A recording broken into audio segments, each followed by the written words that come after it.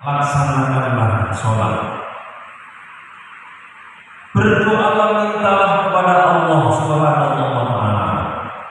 Artinya yang terkandung di dalam hadis tersebut, baginda Rasul Muhammad SAW telah memberikan pelajaran kepada kita semuanya, bahwasanya di saat-saat seperti inilah, di dalam peristiwa-peristiwa seperti inilah, Allah berjanji akan mengabulkan doa-doa hamba-Nya yang mendekatkan diri kepada Allah Subhanahu wa Ta'ala.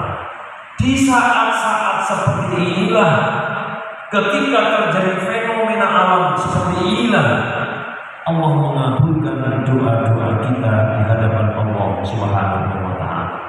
Kita tahu bahwasanya doa-doa yang dipanjatkan oleh hamba-Nya ada kalanya di saat waktu-waktu tertentu, semisal ketika setelah terdengarnya azan, terkumandangkannya azan, itu adalah salah satu waktu di mana Allah mengijabah doa. Ketika terjadi petir, ketika terjadi hujan yang begitu lebat, di situ pula Allah mengijabah doa-doa manusia. Ketika kita setiap hari Jumat melaksanakan sholat Jumat, di antara dua duduknya khotib, di antara dua khutbah, itu salah satu waktu-waktu yang mustajabah. Kita manfaatkan untuk bermunajat kepada Allah Subhanahu wa Ta'ala, untuk berdoa kepada Allah Subhanahu wa Ta'ala. Belum lagi di waktu-waktu duha, di waktu-waktu sepertiga malam yang terakhir, di mana disitulah Allah berjanji kepada manusia, siapa yang berdoa di waktu-waktu tersebut, Allah akan mengijabah doa-doa kita. Termasuk saat ini hadirin jamaah rahimakumullah, di saat fenomena alam yang terjadi pada saat ini gerhana bulan, Allah mengijabah setiap doa-doa hamba-Nya. Allah mengangkat derajat setiap orang yang berdoa ketika terjadi gerhana bulan atau gerhana matahari. Allah mengangkat derajat manusia, siapa yang bersedekah pada saat terjadinya gerhana matahari dan gerhana bulan. Makanya orang-orang tua kita zaman dahulu ketika ada gerhana matahari, semua berebut untuk bersedekah, rebutan gaya bubur, rebutan mengeluarkan jajan, mengeluarkan makanan kecil. Karena dulu kita minim tentang pengetahuan, sangat sedikit pengetahuan ilmu agama. Boten diajak sholat, yang diajarkan hanya bersedekahnya. Ono telo digodhog telo, ono sego didadekno bubur. Semua dibangunkan, anak kecil pun yang tidur dibangunkan. Sesederhana itu dulu kita diajarkan oleh orang-orang tua kita. Sekarang ilmu agama sudah banyak kita terima daripada guru-guru kita. Setiap kali terjadi gerhana, disitulah Allah mengijabah doa-doa manusia. Disitulah Allah mengangkat derajat manusia.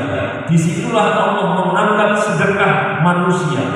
Oleh karena itu hadirin jamaah rahimakumullah, marilah momen-momen yang langka ini kita manfaatkan sebaik-baik mungkin. Di antara kenapa harus kita beribadah ketika terjadi gerhana tersebut, hikmahnya adalah sesuai dengan ayat yang saya bacakan di awal tadi. Alladzi khalaqas samawati wal ardh bil haqq yukawwirul laila 'alan nahari wa yukawwirun nahara 'alan lail wa syahharas samsa wal qamar kullun yajri li ajalin musamma. Ini adalah menunjukkan kebesaran Allah dan menunjukkan betapa lemahnya manusia yang menganggap dirinya adalah paling hebat.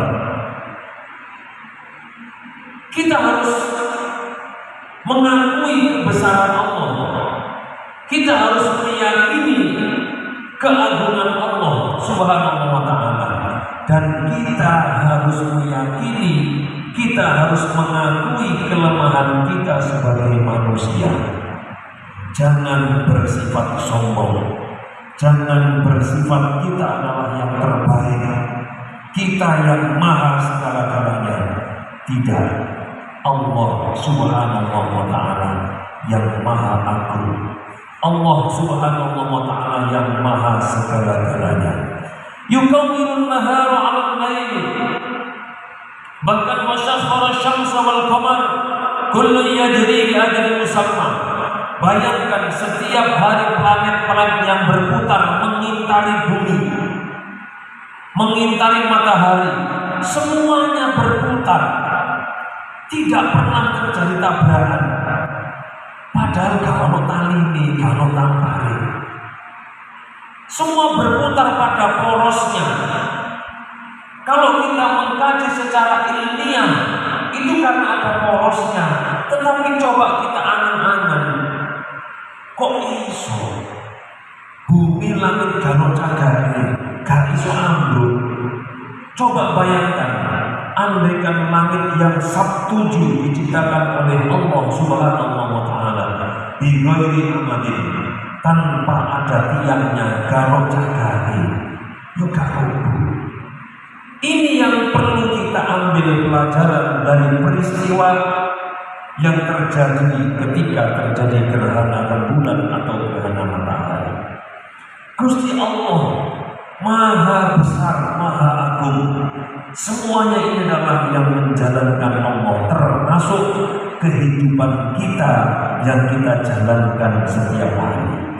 Semua yang terjadi kepada kita tidak lepas dari kodok dan kodarnya Allah. Akan tetapi hadirin jamaah rahimakumullah, berkali-kali sering kami sampaikan, Allah Subhanahu wa ta'ala menciptakan kodok terbagi menjadi dua, ada yang mubrom dan ada yang mu'allaq. Yang mubrom maksudnya adalah setiap sesuatu yang ditakdirkan kepada kita, jika Allah sudah memastikan terjadi, apapun yang kita upayakan, Allah tidak akan merubahnya. Misal, jika Allah mentakdirkan umur manusia si fulan sampai 70 tahun, orang tersebut meninggal dunia, kalau takdirnya mubrom, maka orang tersebut akan meninggal pula pada usia ke-70. Diobati koyo opo, disembuhkan dengan cara apapun, kalau takdirnya adalah takdir yang mubrom, orang tersebut meninggal pada saat tersebut. Ada yang kedua yang disebut dengan takdir mu'allaq. Mu'allaq itu artinya masih ditangguhkan, masih digantungkan. Bisa kita rubah dengan doa, bisa kita rubah dengan berupaya, berikhtiar, mohon kepada Allah. Lah kita ini sebagai manusia dirahasiakan oleh Allah Subhanahu wa ta'ala. Takdir kula panjenengan sedaya iki tergolong mubrom atau mu'allaq, Allah yang maha tahu. Oleh karena itu manusia diperintah untuk berusaha, diperintah nyambut gawe, diperintah untuk berikhtiar, dan diperintah pula untuk berdoa, bermunajat, mohon kepada Allah Subhanahu wa ta'ala. Dari situlah sehingga hati kita tidak sampai muncul yang namanya ujub, tidak sampai muncul yang namanya takabur. Kita semua adalah berada di genggaman Allah Subhanahu wa ta'ala. Bagaimana kita bisa menciptakan takdir kita? Bagaimana kita bisa merubah takdir kita? Kita berupaya di hadapan Allah Subhanahu wa ta'ala. Karena manusia tidak ada yang bisa merubah dirinya kecuali manusia tersebut. Kita semuanya yang diberi keluasan oleh Allah untuk senantiasa merubah nasib kita sendiri. Hadirin jamaah rahimakumullah, marilah bersama-sama kita di sisa-sisa umur kita, yang mana kita tidak tahu kapan manusia akan berjumpa dengan Allah. Manusia akan didatangi oleh malaikat Israel ini cabut nyawanya. Kita semuanya tidak ada yang tahu. Harapan kita semuanya muga-muga kula panjenengan sedaya dadi wong sing husnul khotimah. Amin. Muga-muga kula panjenengan sedaya takdir kita bisa kita rubah dengan ikhtiar kita, bisa kita rubah dengan doa-doa yang selalu kita panjatkan di hadapan Allah Subhanahu wa taala. Intinya kula panjenengan sedaya ayo bertakwa di hadapan Allah Subhanahu wa taala. Bertakarub mendekatkan diri kita kepada Allah Subhanahu wa taala. Kita tidak tahu apa yang terjadi besok. Kita tidak akan bisa mengulang apa yang kemarin sudah kita tinggalkan. Jangan ada penyesalan ketika sudah kita tinggalkan. Kita hanya bisa berupaya bagaimana besok menjadi lebih baik daripada kemarin. Hadirin jamaah rahimakumullah. Sekali lagi, saat ini adalah waktu-waktu yang mustajabah.